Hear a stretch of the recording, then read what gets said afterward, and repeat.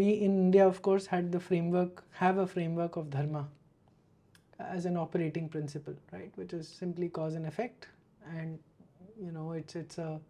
it's a self-imposed or a self-regulating mechanism for us, which is not the case in the West, which comes from a Christian background with judgment of God, last day, and so on and so forth, which is where I honestly believe a lot of problems of the world emanate, because there's no consequence. You're Christian or you're Muslim and you have a place in heaven, and you can do whatever you want to do with your environment and all, which is not an extension of life. We are trying to fix that by saying companies need to fix this, and at the cost, who will bear the brunt of this? It is emerging economies like India, where coal companies will probably end up shutting down because of ESG norms.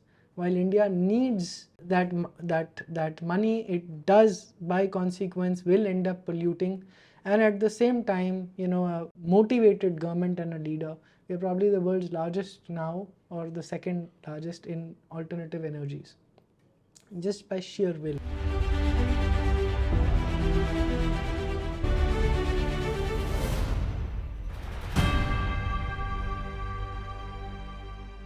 Namaste. Thank you for joining me for another session of Sangam Talks Business. My guest today is my friend from school, Vipul Arora. Vipul is a ESG consultant. That's all I know about him. We chatted a little bit on WhatsApp, met for a recent alumni meeting, and that's how I got to know about him. And since my interest in ESG and economic advisor to the PMO, Sanjeev Sanyal, his pushback on ESG and the reasons for it. Also, this book by Rajiv Malhotra ji and Vijaya Vishwanathan has some damning things about ESG. So I thought I will take Vipul on in today's conversation. But before the conversation, before this formal conversation, we were sitting down and chatting up on ESG, and I've discovered a new side of his perspective on what he continues to call ESG, but perhaps might be an Indianized version of ESG or whatever. So we'll walk along this journey. I am absolutely sure I will still manage to push back. I have my sleeves rolled up. He's not wearing sleeves at all. I deliberately chose not to wear sleeves so I can be free. So hope you will enjoy this conversation and see where it takes us. Thank you. Vipul, firstly, to begin with, tell us a little bit about yourself, your background, and last 22 odd years since we passed out from school. So 30 years. 30 years. Sorry, I was talking about 30 years. Correct. Yes. Thank you, Rahul, for having me here, and it's a pleasure to be talking to you. It's a pleasure to be talking on ESG. So 30 years since we passed out, I got interested in sustainability long back. In fact, in '97 itself, 4 years after school. And I read this article from Professor Stuart Hart, Beyond Greening Strategies for a Sustainable World. And this article, painted a very difficult picture for the future, saying that we'll have pollution, we'll have food crisis, we'll have climate change, and this was in 1997. So it was a wake-up call. I couldn't sleep for about a month, properly after that article. But then I said to myself, what can I do? I'm just a kid, in college. But the idea kind of stayed with me, and I tried after that in many ways to try to implement sustainability, what used to be called sustainability in those days. Then 2007 was a turning moment when I took a plunge and set up a ratings firm, ESG ratings firm, along with my wife as a co-founder. We ran it for 11 years, started doing ESG ratings in India and 15 other emerging markets. And that was a deep dive into this world. We'll talk more about it, how ESG began in the investment world and so on. So I think that journey, and then coming back to India recently to see how we can actually unlock ESG for India. I think that is something I'm very excited about. Working right now with Sattva Consulting to help companies adopt. It's your own startup? No, you're consulting with them? Yes, I'm consulting with them. Firm has been set up 15 years ago by 3 founders. I'm helping them build the ESG practice. Cool. Thank you. So I'm wondering, where do we start? By a challenge first on what are all the nasty parts about ESG. So maybe I'll start with the presentation of the masterclass which you and Stuart were delivering. And one thing that sort of stood out was agreed that this is a very old idea, perhaps coming out of UN's own documentation of Millennium Development Goals, MDGs. In fact, Professor Damodaran, who we were just talking about a few minutes back, says that this came out of a document first presented, I don't know, in 2004, he said, 2004. By Kofi Annan. Yes, it was a UN report, Who Cares Wins, 2004. One of the co-writers of the report was InnoVest, actually, and they were our research partners. When we began our work on the ratings, we were collaborating with them. So the idea was to build a framework that would help the investors, filter out companies, filter out stocks that would be more responsible. So that's why in the beginning, this entire thing was called SRI, Socially Responsible Investing. Later, what was added was corporate governance. So for a long period of time, it was called SRI and CG. And later, ESG became more popular because it was like an umbrella term for marrying both the things together. Okay, Stuart in his presentation talks about late 80s, early 90s and different names I don't recall right now. I probably have on my screenshot, and he said it's evolved, but the same principles have continued to evolve, with the most recent version being ESG. Yes, that's right. Of measuring green and ethics and so on and so forth in business. Okay, so what brings me to the first hit at this, and I'm a follower of Professor Milton Friedman and his version of free market economics, and Thomas Sowell, who's a protege of Milton Friedman. They both basically are free market proponents. They say free markets basically fix all the human problems themselves by the force of markets. And I know there is a lot of criticism to this, that governments must do interventions in social activities, which is the whole notion of that. We know that capitalism works, but we want more socialism. Just today morning, I was reading an article by a former Chief Justice in America of one of the states, Iowa, or I don't remember which state. And his whole article, I will read out a few things he says. He's talking about Milton Friedman and his free market economics, and he says, as would be expected when corporate leaders were told not to worry about eliminating discrimination, corporate political spending was used to help seat elected officials who opposed measures designed to reduce racial disparities in education, pay and wealth, and to support gerrymandering and voter suppression efforts. As would be expected, when corporations were told not to worry about avoiding pollution, they used their muscle to undermine environmental protection and to conceal the dangers of climate change. As a result of environmental policy distorted by corporate money and misinformation, the entire future of humanity is now at risk. To reverse the Friedman paradigm, companies should embrace an affirmative duty to stakeholders and society. This requires tangible, publicly articulated goals such as paying living wages to their workers, respecting workers' right to join a union, promoting racial and gender inclusion and pay equity, enhancing safety protocols, reducing carbon emissions. By committing to goals of responsible citizenship, companies allow stakeholders, institutional investors in public to hold accountable to their inclusive deals. I forget the name of this is an NY Times article, and honestly, it is a little ironic that a Chief Justice who has no understanding of economics or of running corporations has a view on how they should be run.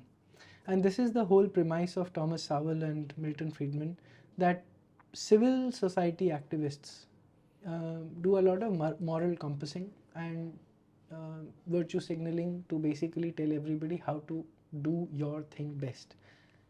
The premise is that they've elevated themselves, as Thomas Sowell calls it, the vision of the anointed. They basically think that they're intellectuals, they are blessed with more knowledge than the others. So we are going to tell you how to run your business and how to run the world much better. Basically, you fucked it up. And you've messed it up not because of your greed and so on and so forth. Milton Friedman actually takes the view that human beings are essentially self-centered, and it is selfish motives which drive humanity, including altruism, out of their own will. And that's how it should be left. Nobody has any right to tell us how we must be able to run a business. And I wanted to get to this point later, but I think this is where we are starting from. It's a core issue, and as you can see in this Chief Justice, this has nothing to do with ESG, by the way. It's an old article. Yeah. But he's traversing across pollution, which is where your whole work comes in, and is taking into gender and all of those problematic things which come along with ESG. Your first reactions, and then we'll continue this conversation. Sure. So I think in every situation, in every conversation, it's worth going back to basics first. So no problem with having two different perspectives. We should have multiple perspectives, more the better, right? We can discuss, debate. But let's go back to basics. Do we agree that corporations are public institutions? They are public bodies, especially listed ones, those who have taken money from the market. Do we agree? And some of the largest corporations, in India and the world, they are public, organizations, right? Because they have listed in the market, they've taken money from investors. So they are not just owner, promoter led. So that means society has a stake, right? Okay. They also receive tax holidays many times. They receive other incentives from the government. So they have a kind of a social subsidy going after the company, right? Companies don't grow up just on their own, right? They are like plants. You have to sow the seed, you have to give water, you have to give all the nutrients. So here we mean tax holidays, incentives, promotions, subsidies, etc., etc., industry associations that support, right? The entire society puts its force behind a company for it to grow and mature. So therefore, society has a stake, whether it has a share holding in the company, or even if it doesn't have shareholding in the company, it has a stake, right? Do we agree on that? I don't know. So that's why I was saying that, okay, maybe you started the most difficult place. I agree public has shareholding if they are listed on the stock exchange and all. The first principle on Friedman is that government must not interfere in how companies run. So tax holidays and all of this that are given by default is a false place to start from. But I recognize we are there. But it's a reality, right? It's a reality. So let's stay in the reality, Fair so enough. because theoretical Fair constructs in an ideal world do not chahiye. necessarily work. Fair So enough. practical reality is Yes, companies doesn't matter where you are, whether you so are they in Russia, have been built on Russia or India or Europe or US, companies built on receive public money. Exactly. With public. So there is a social stake the public has in the company. Yeah. Also, there is a stake the natural environment has in the company. There are a lot of subsidies because there is established research available that nature subsidizes about 7 to 8% of the largest firms. Through resources that the company uses. Can you help explain this? How does nature subsidize? So in 2014 or 15, there was a report that was published by Trucost that about 7 trillion worth of natural subsidies are given to companies. There are inputs that are never priced on the balance sheet. So companies receive them as inputs, as resources, whether it is air, free water, or forestry or trees or crops that are taken, but the full price, the full economic cost has not been paid. So there is a subsidy from the nature's side as well, right? Okay. There is also a subsidy that the companies receive on the governance point of view, which is trust.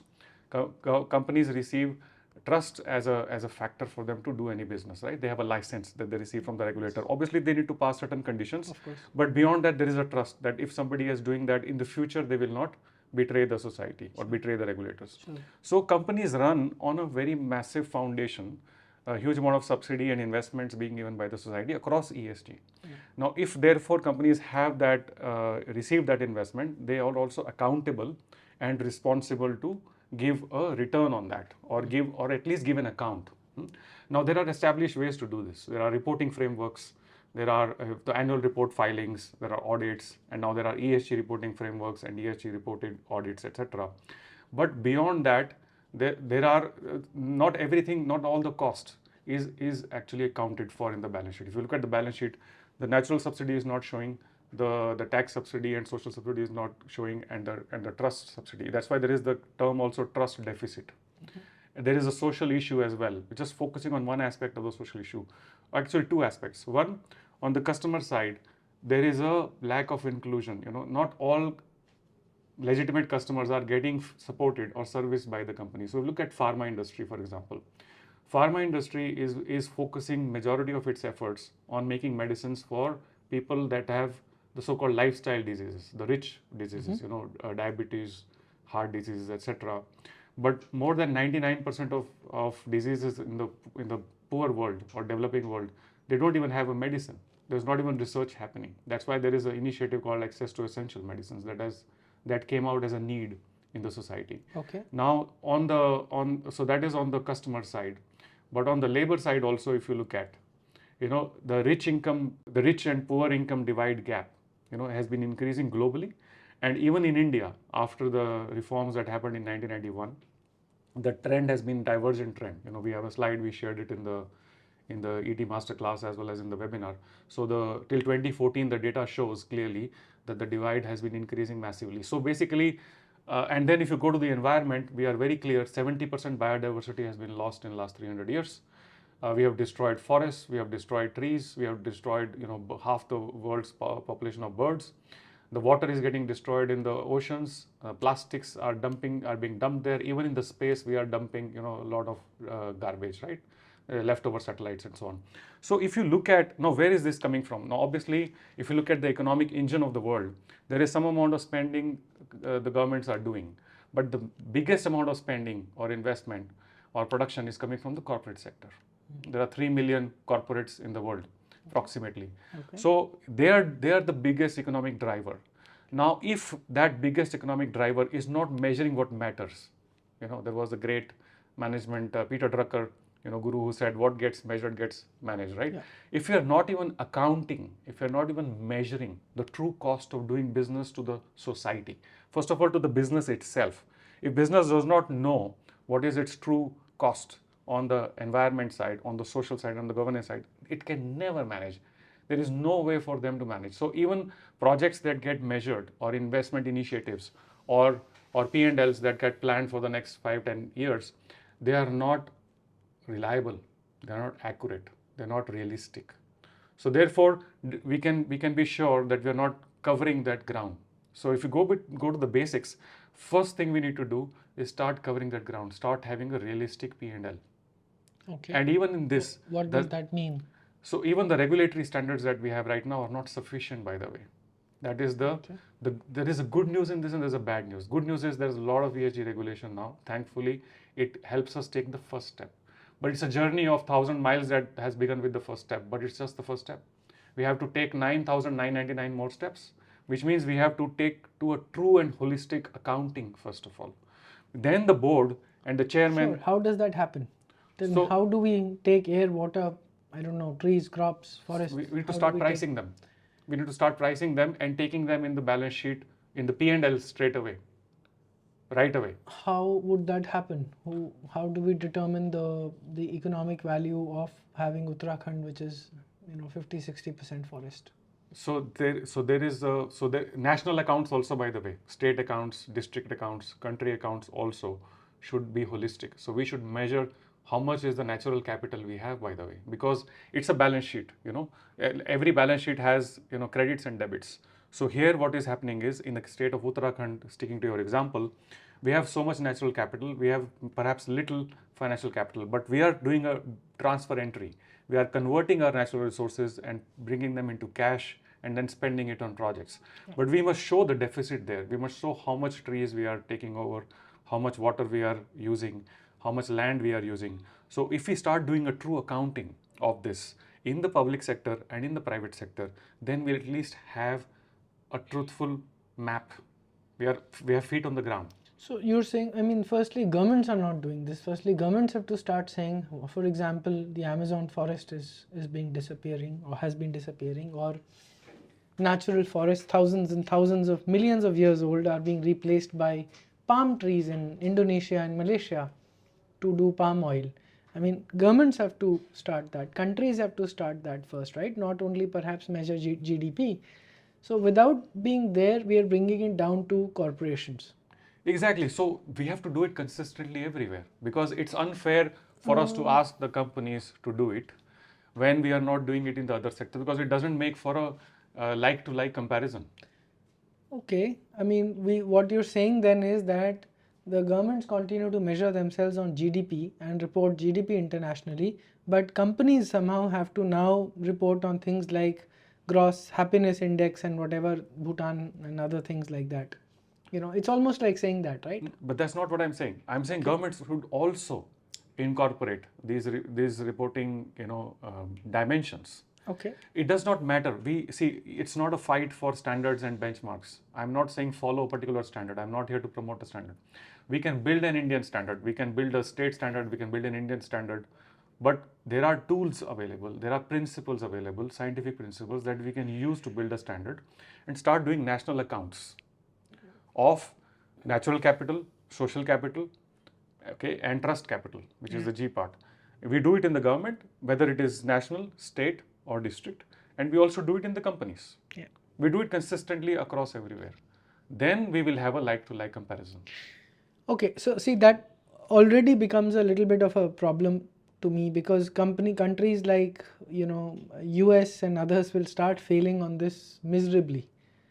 They are the highest natural resource users, and they'll probably never allow such a rating to come into governments or things like that, right? Which is the reason why there's a massive backlash against ESG in US.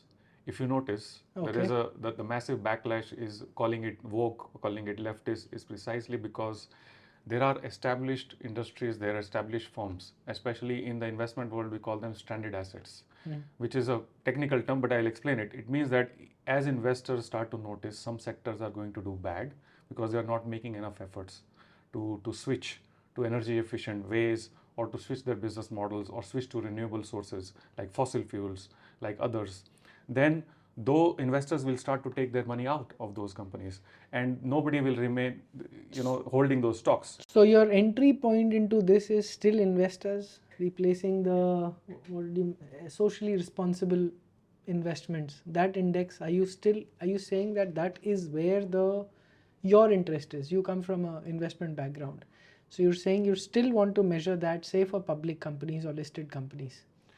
That is where been the driver for ESG till now. Okay. What I'm saying is everybody needs ESG. All of us, we need ESG. Simply because the earth is under pressure and all of that. We have limits. We have limits. If we continue now, coming back to the economic engine example, all companies are economic engines. Some is a 500cc engine, some is a 1000cc, some is a 10,000cc engine. Okay. They are very good at converting value. They convert natural capital into cash, social capital into cash, trust into cash. Now they're converting it at a much faster rate, and everybody is doing it at the same time. We're running out of natural resources. We have limits there. Clean air, what we used to take for granted earlier. We are in Delhi. Clean air, if you look at 50 years ago, we used to take it for granted. Nobody used to pay for it. Right now, we have to install air purifiers. It's a cost. It's an actual cost to us, right? Water is a cost now. Same way, other resources are a cost. Clean land, or trees, or forestry, or crops, they're all cost. So all this cost is adding up. The incremental curve, what the economists call the incremental curve, we're rising up very quickly in terms of increasing cost. So businesses have to now pay. Now, whether they pay it explicitly or implicitly is another question. What we are saying is, let's start accounting so we know what is a true cost. So business can also say, should I continue in this business at all? Or should I switch to an environment-friendly technology? Or should I go somewhere else where it's cheaper? So these are the choices, but only if we start measuring, if your GPS is correct, if the compass is giving us the right picture, then we can take those decisions.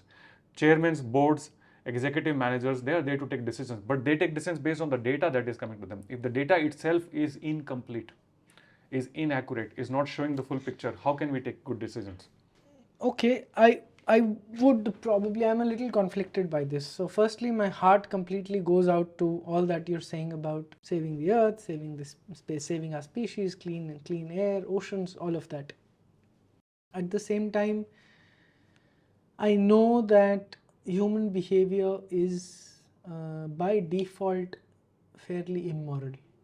So trying to force upon human beings, and as an extension companies, somebody's moral behavior, I don't know how far that can fly, that can go down, or even if that is ethical.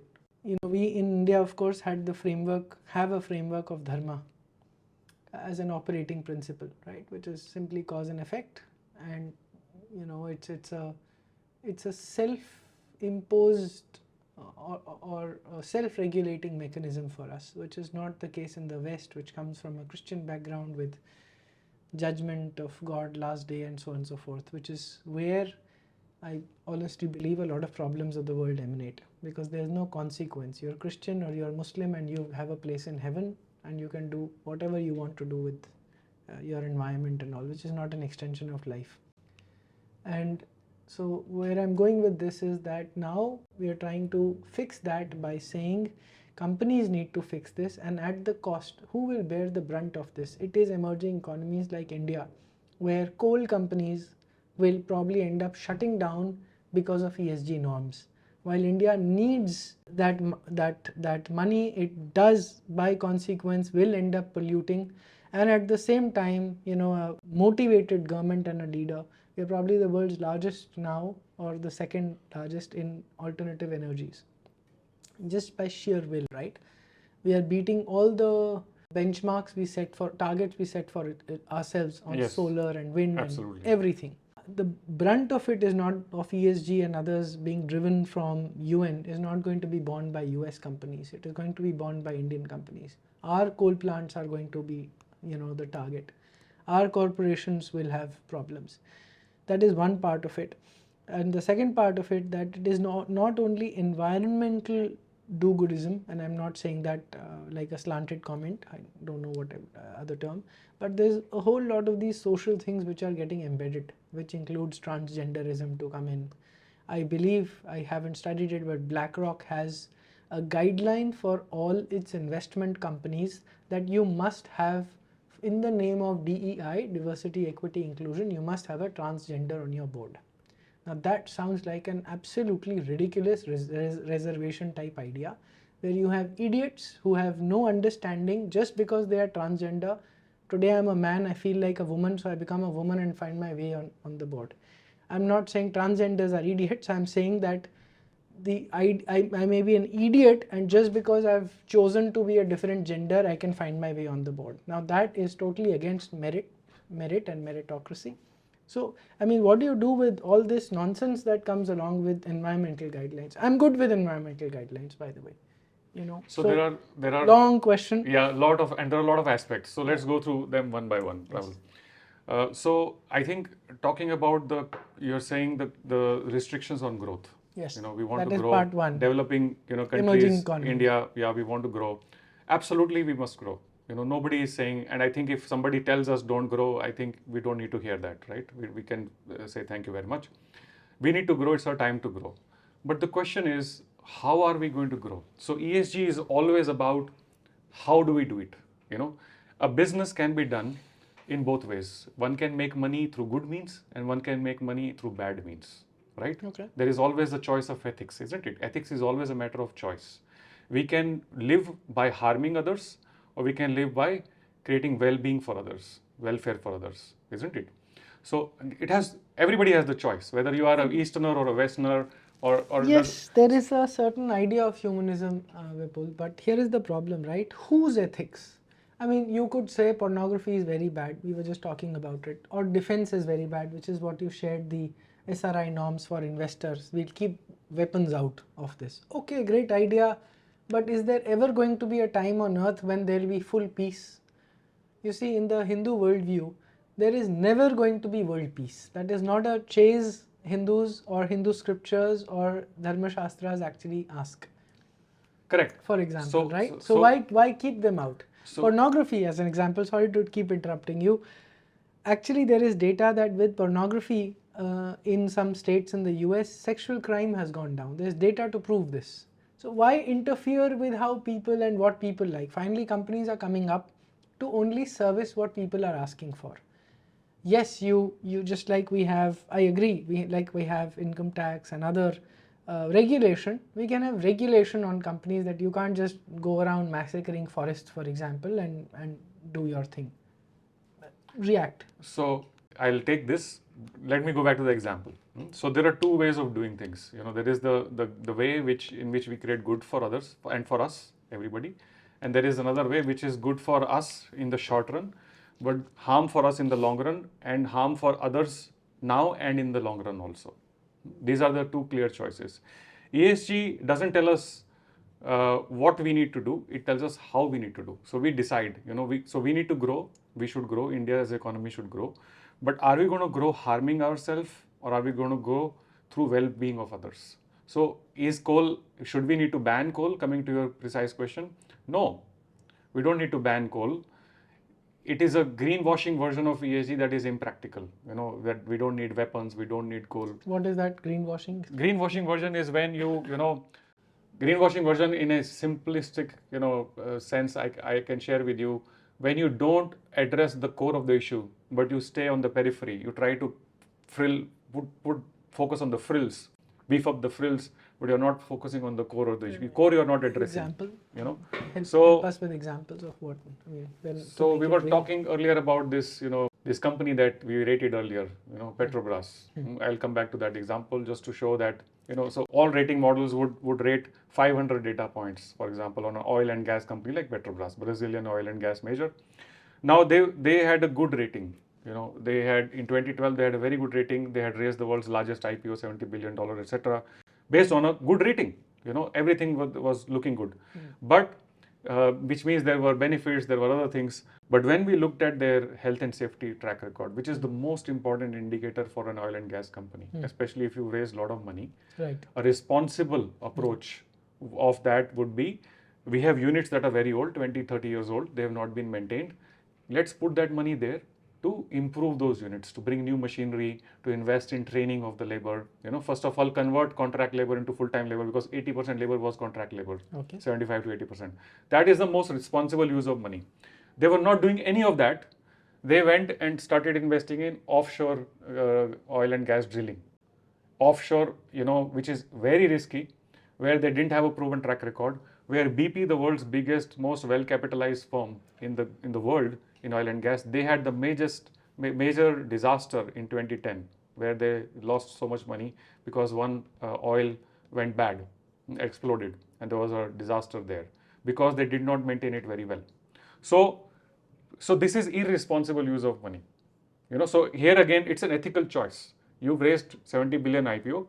Do you invest in welfare and well-being and a responsible way of doing business, or do you play gamble with that money because it is somebody else's money? So this is the question of ESG. It is about how do we use it well. There are not easy choices, by the way. So coming back to the coal example, India needs to grow. We need all types of resources. We need to have a healthy and steady mix. We have done great progress on the renewable sources. Can we ramp up more? Interestingly, the cost of solar has been going down. Perhaps we invest more there. Can solar replace coal, or can there be other sources? And again, we should think local, by the way. What about a coal company? What happens to them? They have to reinvent themselves. They have to look at. We can't.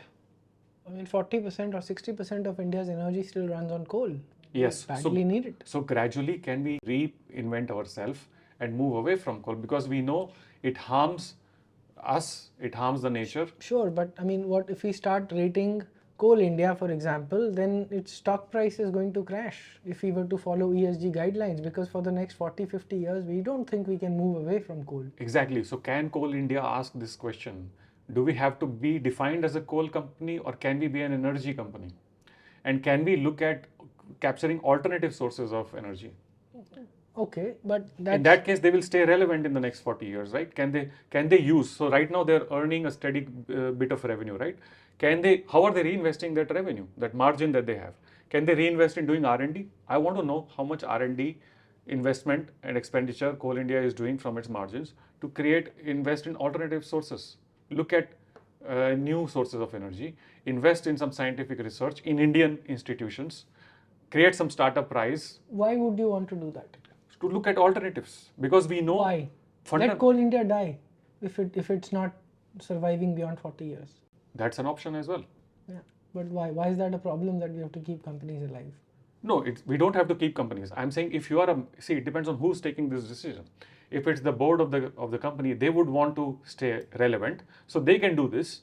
Other shareholders can think about investing in other sources. Fair enough. So it's just then a matter of a company's board saying we want to be relevant for the next 100 years, what do we need to do to keep relevant? Exactly. That's all. Exactly. So let the board decide. Why do we need ESG or any third party to guide companies on metrics? Because see, here is my problem. This is a standard or a set of standards, 500 metrics, I believe. Whether you agree with them all or no, but I believe they are there, right? 500. Yes. This is what Professor Damodaran was saying. 500 data points. Yeah. Data points that are going to be measured. Imagine the cost of measuring that. Now, I believe from one of my friends who I introduced to you, who's trying to set up an ESG consulting company and so on and so forth. Basically, the whole idea is being pushed down throats of Indian companies, all sorts of Indian companies, right? And we are only beginning now to compete in a global setting. It's being pushed down by somebody who's already made shitloads of money and is now saying, okay, I'm complying, now you guys also comply. If you comply, I will give you business. That is what is happening, right? All manufacturing companies, all sorts of Indian companies, and that was the premise of starting this ESG consulting company that this friend of mine is trying to walk the journey on. He's saying there is a ton of money to be made out there, but unless you have an ESG certificate, German companies and so on and so forth are not going to work with you. Okay, and I find that a problem, right? How will our companies even compete in that environment? And assuming they do, why should we be driven by some third party morals being imposed on us on what we need to deliver for our country? Now, I'll tell you where I'm conflicted. I'm conflicted also because those guys have adopted, and finally if we have to be in the supply chain, that's the only reason we have to comply, honestly. So it is a conflict in my mind. Yes, we need to come up. We have to make that investment simply to be globally competitive, but at the same time, it does not feel like a fair proposition which has been imposed on us, which is an emerging economy. So I totally agree with that point of view. Now there are some nuances in this. You know, we don't want to be restricted, right? So, but we need to carve out a path for us which makes sense for us. We need to adapt this to our context. In fact, we need to say that ESG comes from the West itself is, by the way, a mistaken notion. Okay. ESG does not come from the West, by the way. ESG as a term may have come from the West. Yeah. But the principles that ESG stands on, the principles that the science behind ESG, which I believe very strongly there is a science behind it, stands on some principles. There are at least 12 principles. And if those principles, if you look at, they are embedded in the Indian culture since millennium. What are these principles? So responsibility is first, accountability is another, inclusion is another. So let's go in a more simplistic way. So E is all about our relationship with the environment, all the natural resources. There, India has had the tradition of the Panch Bhuta. You know, we worship them as gods. Nature, you know, fire, air. We're made up of Panch Bhuta. Exactly, we're made up of. So we understand that yes. There is no way we can exist without them, and we worship them as gods, right? Yes. So and we have 33 million gods and goddesses. So we call a tree a god, we, you know, water a river, right? Yeah. That is just a small sidetracking correction. That is 33 categories. Okay. Koti means category, and that's a category in which there may be multiple devtas. Great. Thank you for that. Yes. So we call them gods. We worship them for thousands of years, right? So we have a very powerful and strong relationship. You know, now that relationship is basically what we need to bring to the center of our decision making. The problem is we're leaving it at home. Okay. When we go to work, we forget about that this water that I was worshipping now, I am using it at this rate, which is not sustainable. So, which is a fair idea, right?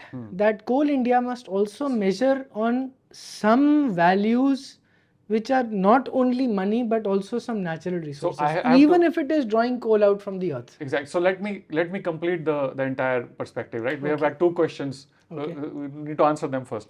So now, the environment is this, about relationship with our nature, right?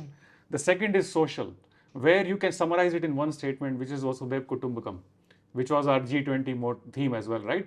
Vasudev Kutumbakam means the world is one family, as you know. So world is one family, that means I will not do, coming back to the Dharma point of view, I am not going to harm you in any way. Because if you are a family, who harms their family, right? If you are my brother, I cannot harm you. So can we do our business in this way? And governance is about Satyamev Jayate, truthful conduct. You know, so you can be at peace with yourself. You know, you take a decision that you will have peace later.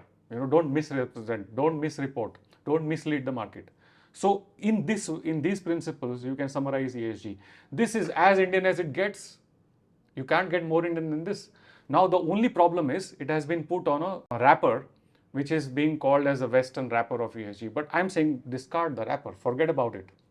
Let's use the Indian principles, because that's how we have been living. It's something it's in our blood. Our home kitchens are nothing but circular. Nothing gets wasted. Our homes, even the Mangal mission that we sent, there are case studies there that there were women scientists and nothing was wasted, right? So it is that frugality is another principle, by the way, of ESG.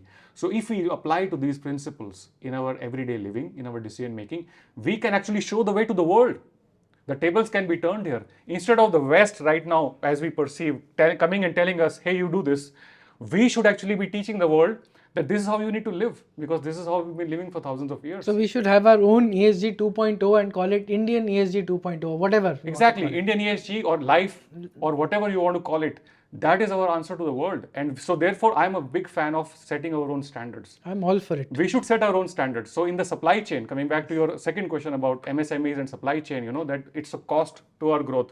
We have to apply for certificates. We have to show in the supply chain. Actually, we should be bold enough to create an Indian standard and tell the world that this is what we're going to follow in the supply chain, and therefore we comply with the core of what you're looking for, with the purpose, because that's what matters. Coming back to the Petrobras example, if a company does not take care of health and safety of its units, you are not even fit to operate. No, but correct. You can do very good in transgender, you can do very good in other things, correct, but it's useless. It's called, I would call greenwashing. That's the problem with there are two versions of ESG. Okay. There is the real ESG and there's a greenwashing version of ESG, which is where we focus on immaterial things, unimportant things, and we ignore the core. We cannot do that. So let's focus on the core. So in the same way, if we come back to the Indian standard, we make sure we cover the core. There we say that we're going to provide a living wage to our labor. We're going to take care of them. We're going to take care of the environment, and we're going to be fair in dealing with you. These three principles is what we need, right? So let's just pivot a little bit on, move to this living wage business. I know you've talked about in your presentation on inequalities. So if you can talk a little bit about living wage, what do you mean by that? So living wage again is a construct, is a construct. Some people use it in the ILO context, some people use it in the UN context, some people use it. Here again, we should not get stuck with terms and definitions and names, because I think that's where it gets chaos. We need to focus on what does a person need to be able to be well. Coming back to the concept of welfare, I was talking to a bunch of colleagues and about this Indian way of living, that how sustainable it has been. And if you remember, there's a term we worship in Diwali when we do the puja, Shubh Labh, right? Yeah. So Shubh is what we need to focus here, which is the welfare. Labh will always follow. So ESG is the same. The real ESG is about creating welfare, is creating the Shubh. And the profits will always follow. They are a lagging indicator. ESG is the leading indicator. So if we create welfare, so living wage has to be defined in a way, what does it take for us to have welfare of that labor? How much it should not be based on some indices that come from somewhere else. So tell me what you think. Is this a voluntary measurement that companies may choose or not choose to do? All companies that want to be compliant. No. Forget prospering. But are you saying, even if we do an Indian version, are you suggesting that this is a measurement and you must pass by a certain marks on this indicator, on all of these indicators, including perhaps how well are you treating your labor and other things, and only then you will be compliant? So regulators have a different view on it. Regulators set always a minimum benchmark, which is the bare minimum. Regulators only say, don't cross this line because I'm going to fine you. So which is where the government minimum wages comes in? Exactly. So they've set a minimum benchmark. Yes. Now you cannot go below that floor. Yes. But question is, does that provide welfare is a question you have to answer as a decision maker. So why force upon me all of these other morals? Let that be my individual choice. I'll give you an example. I built a software business. I sold at book value equity to 36 people. When I exited the business, I did a gratitude bonus to 250 people. Okay, these 36 people are rich, really rich. the 250 people, tens and tens of them turned to me that because of the bonus you gave, which is unprecedented, I gave massive, okay, it wasn't small, it was massive. They actually paid their EMIs off. Some bought new homes, like without EMIs, like in a flash. It was quite a bit, okay. I made a lot of money. It is my own personal ethic based on my reading, what my sanskars are, this life, purva janma sanskar, whatever, that mujhe ye karna hai. But it is my individual choice. Why should any government or any metric impose upon me whether I give equity to others or no, whether this is not done. This is not free world anymore. You are then imposing upon me a social ethic which is nothing but socialism, and it is bound to fail. I'm not suggesting that. So you have just proved what I'm trying to establish, that the base is what anybody does. No, base is minimum wage. Exactly. That's it. Yeah. So beyond that, what you do is your personal ethics. Yes. So in and this I must case, be free to measure. My board must be free to measure, define our own metrics. 100%. You can give me indications. You can Yes. give me not indications, indicators that here is a framework we are building. Here are 6 things you may want to measure. That is it. I choose to measure or no is my choice. Exactly. Why must I comply to a standard? And because the entire ecosystem is being built by that standard, you are basically telling me do this or I'll screw you. You are not part of the supply chain anymore. So that is what is essentially happening by ESG. So there is a problem with the standard itself. Yeah, I come from the standards and ratings industry. Spent 17 plus years in that. Okay. Worked on most of the standards. Many of these standards are not practical or realistic. And because I've seen many of them and I built new ones, we were talking about the emerging market based standard we built in 2010. We realized that it was not, emerging market companies were not being assessed properly. Justice was not being done to their context. So we created a new framework, right? Right. So we need to do that. So many of these standards are not realistic because they're trying to cover too much. If you measure 500 data points, you get no insight. In this part, I agree with the ESG critics. But that does not mean we throw away all these 500 data points. That part I don't agree with the critics also. What I'm saying is we need to measure the most important 1 or 2 and make sure we do them well. And rest ignore. I'm with you. I'm with you on it. My only problem is, like I am repeating here, that it is a framework for Mr. XYZ or Tata Power or whatever for you to adopt. It is a framework. If you follow this, then there are people out there who might be willing to give you better business. So Rahul, let me answer your question in a very precise and direct way. Yeah. Each company should have the courage to create their own taxonomy, their own framework. Yeah, okay. Right? EU has created a taxonomy on ESG. They say this is how we define green, this is how we define ESG, carbon net zero, etc., etc. Right? Yes. And that's good. They're going to follow in their country. Yes. India should create its own taxonomy. Okay. Based on principles of life, based on principles of ESG. Yeah. And we should be bold enough. And I am going one step forward and saying that every company actually, if it has a vision of being a long-term company, should create their own taxonomy. I completely agree and framework and say this is what we follow. Coming back to your earlier example, we comply. You can comply with whatever, but then my ethics or the company's ethics are this. We take care of our welfare definition is this. This is how we take care of the welfare, which other cultures may not understand because they are not used to it. Sure.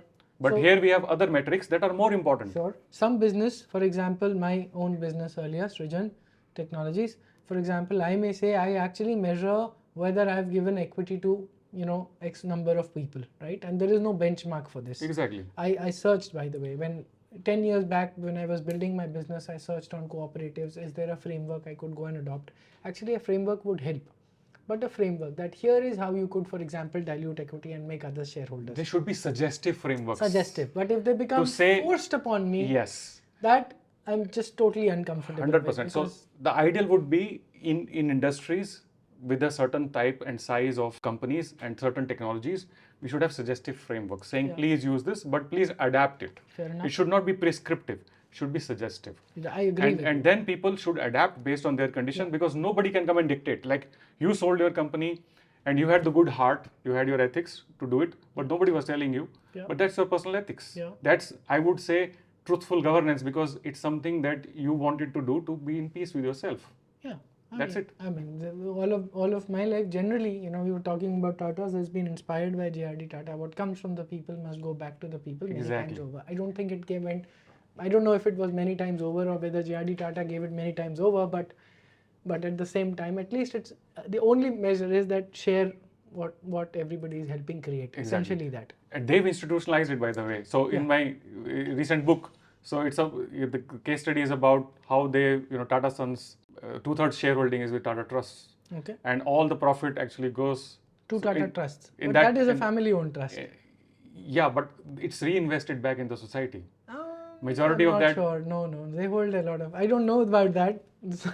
I don't know about that. They invest in new businesses. So this is the other thing, right? And just sorry, a little deviation here. Milton Friedman says this very beautifully.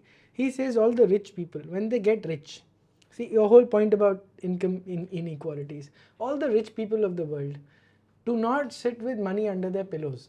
What do they do with money? They basically go back and start new companies. And by the act of starting new companies, it's actually the money percolates. Wealth percolates and people get employment. There are other things that happen. So this whole paradigm of, say, living wage, allowing labor unions, these are detrimental things, in a very socialistic. When you go socialistic, there's a beautiful example. I'd like to share this with you. I want to show you this picture. You see this is from Thomas Sowell. So what's happening is that he's saying that traditional justice or fairness simply means people are judged by the same rules. But genuine equal opportunity cannot be achieved by this method. Undeserved inequality is called for redress. What basically he's saying is, Thomas Sowell, that there are these civil society activists who are basically, via this term called social justice, delivering cosmic justice. Why are they saying that? Because life itself is unfair. It is unequal. If you and I are not equal, he and I are not equal, and the life would collapse if there was equal distribution. The other thing he talks about is that when there is equality that has to be pushed down a society, governments, companies, someone must have the power in order to do that redress, right? There must be some authority which says, I will fix this. You guys have not been able to fix this. Because of you, there is so much inequality in the world. I'm going to fix it. My problem is when ESG comes and says that I'm going to fix it. And the people behind ESG who come and say I'm going to fix it. This whole notion, in my view, is humbug and is socialism, because somebody wants to come in and control our lives. So that is greenwashing in my point of view, because ESG, so there are two aspects of this. Let's not go to any of the extremes. ESG is a tool that completes the financial frameworks, right? We were talking about it earlier, that the financial frameworks are not accurate and realistic. They're not holistic. They're not complete. They are half the story. Okay. The other half of the story is if we start to holistic accounting, environment cost, natural cost, social cost, governance. So ESG is a purak in a way. It completes the accounting world, completes the measurement world. So that itself is a great celebration, right? We should use that data.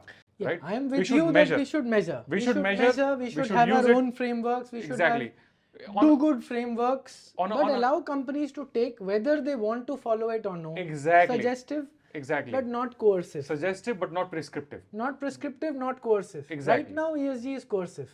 So some people have taken this, this flag of making it prescriptive, thinking that they have the, right to lay standards for others, which is not necessarily accurate. It is not only prescriptive, Vipul, but it's going a step beyond that. It is coercive. It's basically saying that if you do not fall in line, Germany and German companies and whatever European companies will tell us, we're going to screw you up.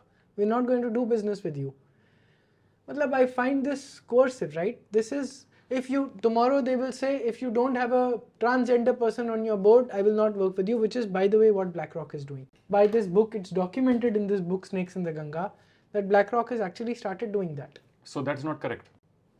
That's not correct, because they do not understand the context. I mean, BlackRock is not the world government. I mean, they hold a lot of They 10 trillion probably worth of assets, yeah, but they don't have the 30% authority. of the world they own. Yeah, but they don't have the authority to set, the principles and the culture of the world. I think so. We should not mess with the principles and culture of the world. We should leave that. Neither governments nor companies should mess with that, but leave it to the goodwill of Of and people judgment and of people individuals and to make individual this. companies and boards to whether to adopt to those standards. Exactly. Or not. I We agree should- with you so far. Yeah, Very good. we should pick up principles and apply them and adapt them in our context. Correct. So see that is what dharma is. And that is true inclusion, and that is true equity, and that is true dharma.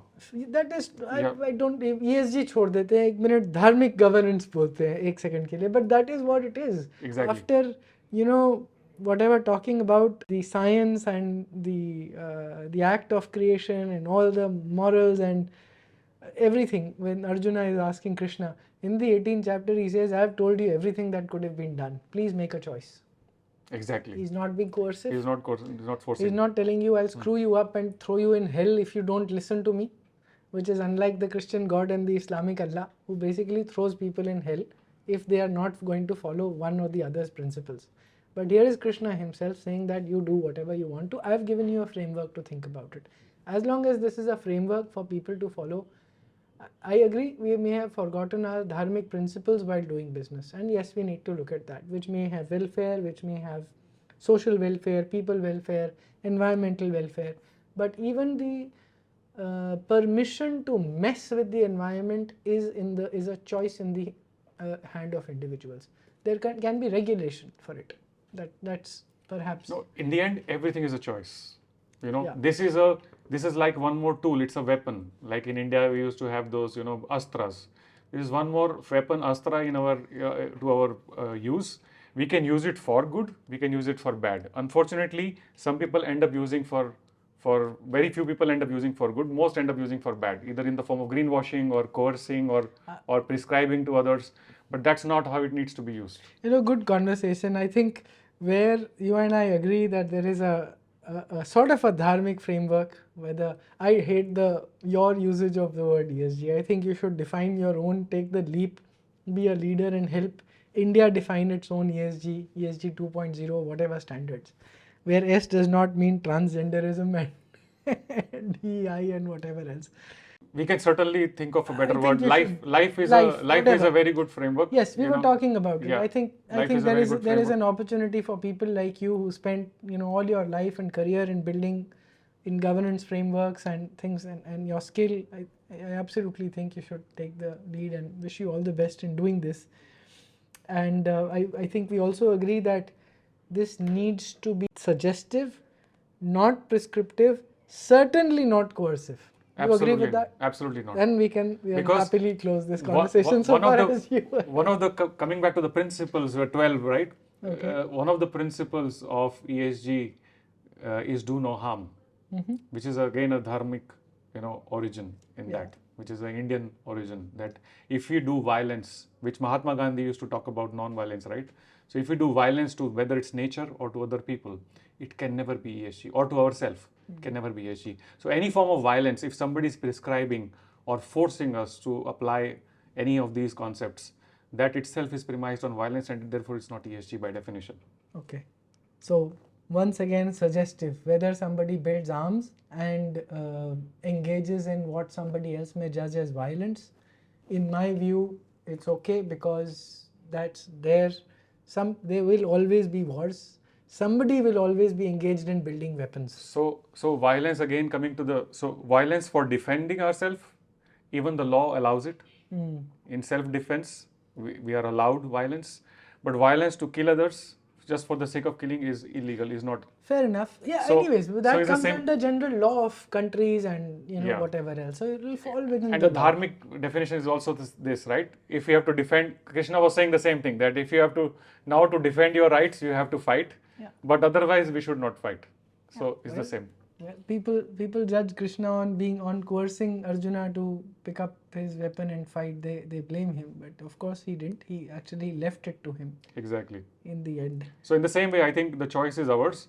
I strongly believe, so Rahul, great, we have consensus. I strongly believe that it is the science behind ESG, whatever name we may call it, life or dharmic way of doing business, but the science, the principles, they hold true.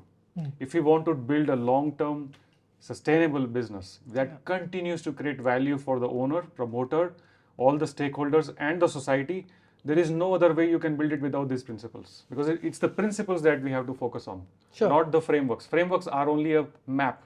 It's like a dashboard on the car. The dashboard can sometimes help us, sometimes we don't drive the car looking at the dashboard all the time. We drive car looking forward. Dashboard is only once in a while we see how we are doing. Is there an engine failure or some oil that's gone that we need to fill up? So dashboard has a limited use. We should not make it an end all. Cool. I agree with you that we need a dharmic framework for companies. For companies in India, what they choose to pick up from that, what is most important to them, is left to their choice, as I understand you, or where we have consensus. Exactly. And each industry will have their own, and each company within that industry will have their own. And we should export this to the world. 100%. Absolutely. Because we have been living and we've been championing it for thousands of years. I think the world needs to see, and I think the world appreciates it. If you look at the ancient travelers, Hun Sang, and others who came, there are so many records, whether people coming from Europe or Asia, that India was living in a welfare society. It was always a welfare society and leading in financial terms also for a long time. Okay, we'll leave it at that. I don't want to get into welfare and open up another conversation. But yes, we were in a massive knowledge society. Yes, for sure, where we were following a lot of our own frameworks of what we and principles, call Dharma and the principles. Yes, that I agree with. Okay, wonderful. Thank you, Vipul, for having this conversation. Perhaps, first of possibly many conversations, as both you work on your framework, on your new book. Hopefully that comes out soon. Which will be about the principles, the 12 principles. Thank you. And based on dharmic values. Do you have a title already? The Science of ESG. The Science of, please name it something else. Yes. Okay. Maybe. Okay. All right. Great. Thank you. Good luck to you. And hopefully we'll have more conversations as my knowledge about the subject also evolves, and hopefully we can have it. Hopefully, audience, you enjoyed the conversation. Please leave your comments. Sangam Talks Business is a new initiative that we have started as part of the Sangam Talks, which is more in history, politics, culture, and so on and so forth. This is also, if we have to be towards the 2047 vision to be a developed India, business conversations are extremely, extremely important, which is where we've taken this initiative. So thank you, Vipul, for giving me the opportunity as well.